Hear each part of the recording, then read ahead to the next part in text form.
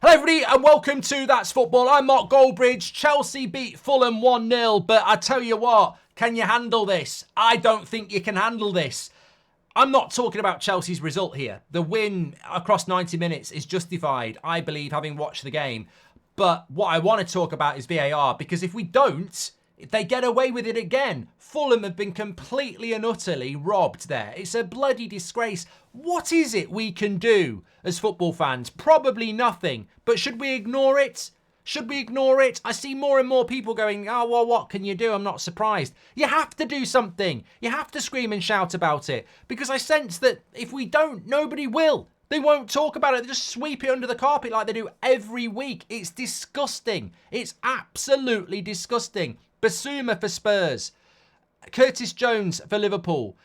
And Gusto himself for Chelsea have all been sent off for exactly the same type of tackle. Some of them a little bit worse, some of them nowhere near as bad.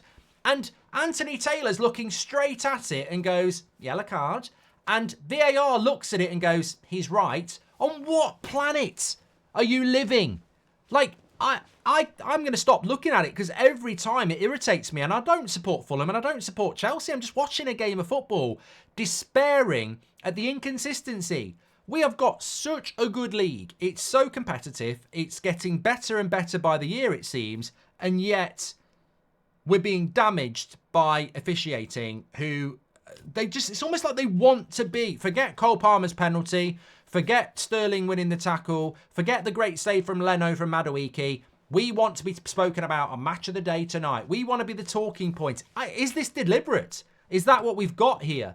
Egotistical officials who actually enjoy being spoken about, knowing that they'll get away with it, knowing that if you knew you could get away with something that's incompetent, but it would allow you to be spoken about, if you've got an ego, you're going to love it. Is that what we've got here? Egotistical officials who do it on purpose, knowing that they'll be spoken about. It's disgusting. It's absolutely disgusting. And again, if I was Howard Webb, I'd be sending Anthony Taylor to the Championship. That's just, I want to talk about VAR, but the referee on the pitch to not see that and not know that that's a red card is abysmal.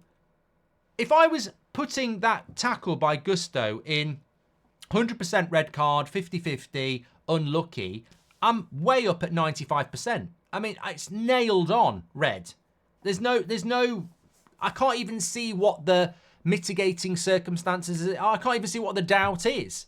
Loses control of the ball, recklessly goes in, studs her up, goes through, catches the player on the ankle. I don't justifiably see what's not a red card there. I don't see what Taylor is even thinking about. And he's quick to get the yellow card out as well. Doesn't give himself any time. Straight away, you can see Willian in agony rolling around. Very quick to get the yellow card out. Doesn't even assume or think that maybe there could be a red card here. But VAR is where I'm going to jump in now. The technology is there. The technology is 100% there to look at it on a freeze frame or in real time or whatever and go, you might want to have a look at this. In fact, you need to have a look at this because we've given red cards for this before. So there is, if you're a Fulham fan, you've got to be fuming about that. If you're a Chelsea fan, it's not your fault. You've got to be very happy about that because it's 0-0 at that point. You're 0-0 and you're down to 10 men. That's what should have happened. The whole course of the game changes if that is given. But my big bugbear as well is that it's the damage it's doing to the league. Liverpool have got every right to say, we're top of the league at the moment, but if Man City start motoring, that 3 points against Tottenham that we could have had, well, one, it was an onside goal, and two, well, Curtis Jones shouldn't have got a red then, because if Gusto's not a red, that's not a red. And Spurs have got the same thing they can say about Basuma, and there's a load of other clubs as well. What is going on in the Premier League? What is going on with our officiating? Are we actually living in a world now where it's pure and utter incompetence? Or are we actually living in a world now where they're changing protocols halfway through a season? Because I'd love to know what the justification is here. Dermot Gallagher on Monday morning, he can't come out and go, well, at the end of the day, he's assuming that Willian has got a bionic ankle and it's not going to hurt him. And I think for that reason, Willian is well known for having really strong ankles. And although it's hurt him, he's never going to break it. So let's give Gusto a break, and it's not a red card. End of the day. But there has to be red card, red card, red card across the board. Everybody's got to give that as a red card. So what are the PGMOL saying here? Are they going to admit that VAR is fucking useless again? Or are they going to say, well, actually, we don't think... I don't, you know, get in the comments. How do they justify that not being a red?